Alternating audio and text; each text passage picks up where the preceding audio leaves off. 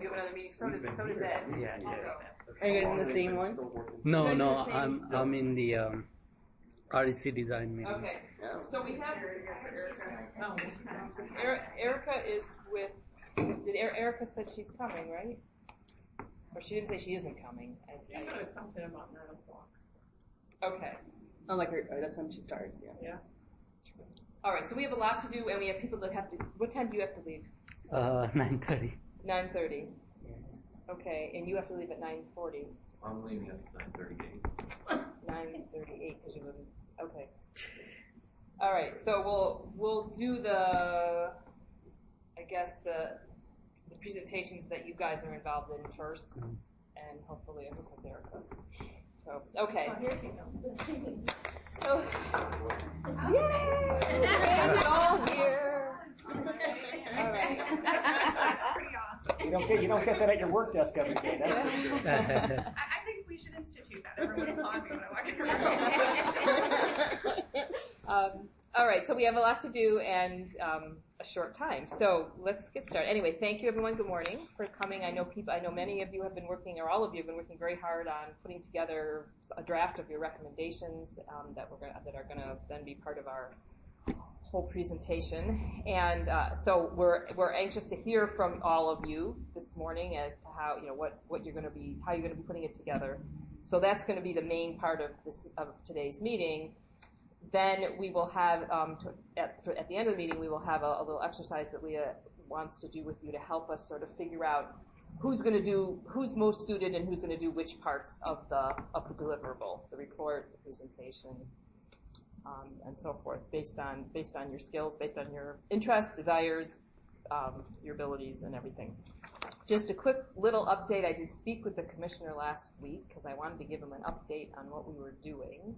Reminded him that it's in his calendar of December 6th as our presentation to him, and I kind of gave him a little sneak preview, but I didn't really give anything away.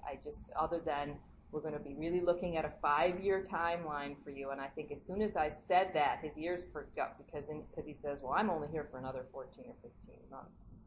So he understands how whatever we recommend has to be sort of underway and established in terms of that first year work, but when he leaves, so that any new commissioner will just say, oh, this is already in process. Okay, we're gonna stick with it. So he was happy to hear that, and he is very much looking forward to it. Actually, I think I also built it up. This is going to be this grand thing. So now you're on the hook. Okay, so I think what we'll do now is. Leah, other than that, we're just going to go into, okay, so we're going to go each group one at a time. We've sort of written out the agenda that you'll have about 10 minutes per group to sort of talk about what you've compiled and what you want to be the recommendations for your idea. I don't know. Our piece. Your piece.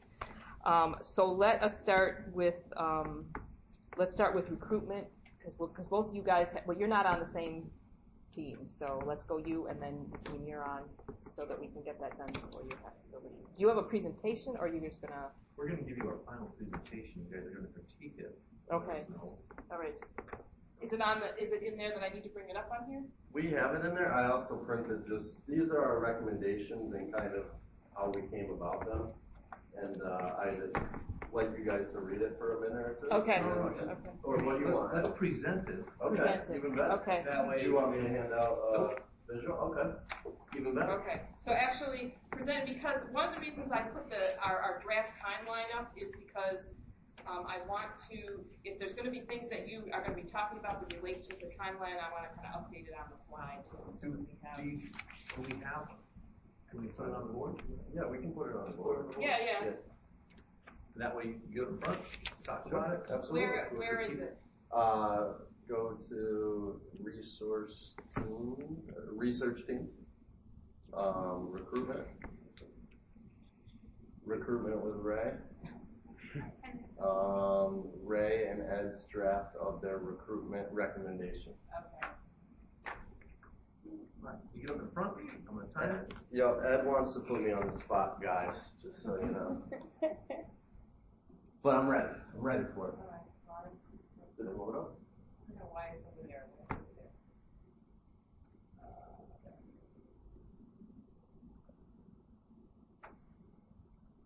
I think it's still open.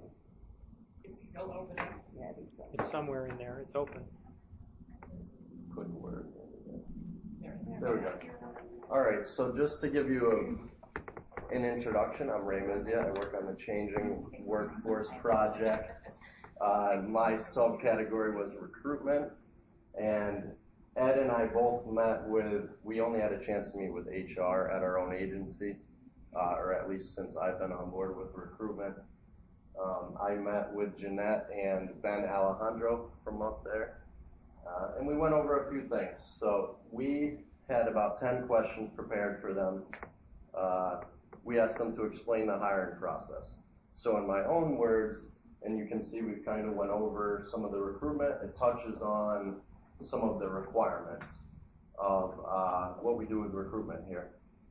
So the hiring process here from our HR, need is determined by our HR senior management, and then there's kind of a approval that then happens with DRS is HR, and then DAS, they go to DAS to make sure the position is justified and needed, and then it goes to OPM basically for the money, and this is just for one prospective employee.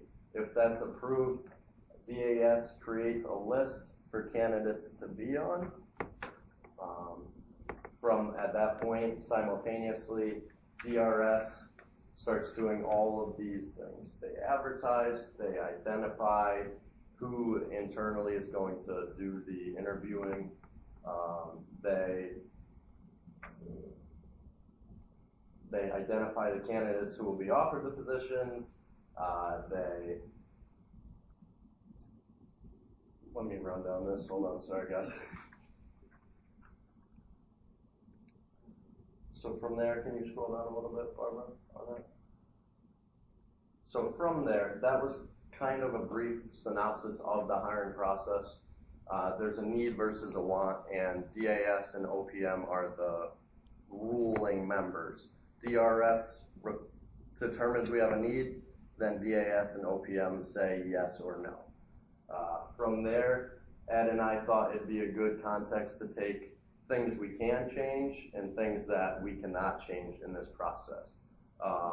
So the things we cannot change are DAS's review for our needs, obviously. If they say something, it is what it is pretty much. We can't really change their governing rules. One of the large things that kicked out of this from my interviews was how, and Jeanette was very particular in wording this, but kind of limited we are by the bargaining agreements, the collective bargaining and the CBAC rules and everything in the recruitment process. They have to check a list for people who are on the rehire rights. They are limited by 30 days. The whole process has to take 30 days.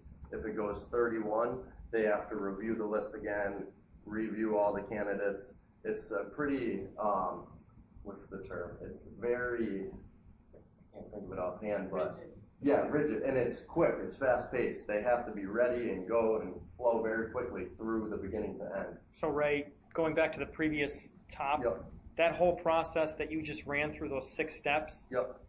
is a 30-day process. That's a 30-day process, okay. Correct. So the whole thing has to transpire within 30 days? Yes. Or they have to go back to the wheel? That's my understanding of it, yep. Okay. So hold on, Barbara. Or yeah, you're good. I'm sorry. So yes, we can't change DAS review for needs, the OPM review for cost or budgetary reasons, obviously.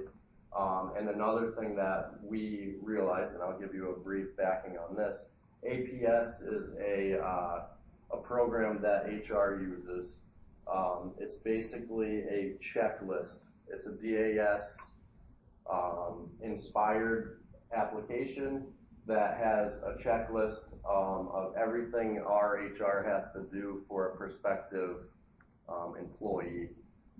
They have to follow these set guidelines for each person and put it into the system. It's scrutinized by DAS and the auditors of the public accounts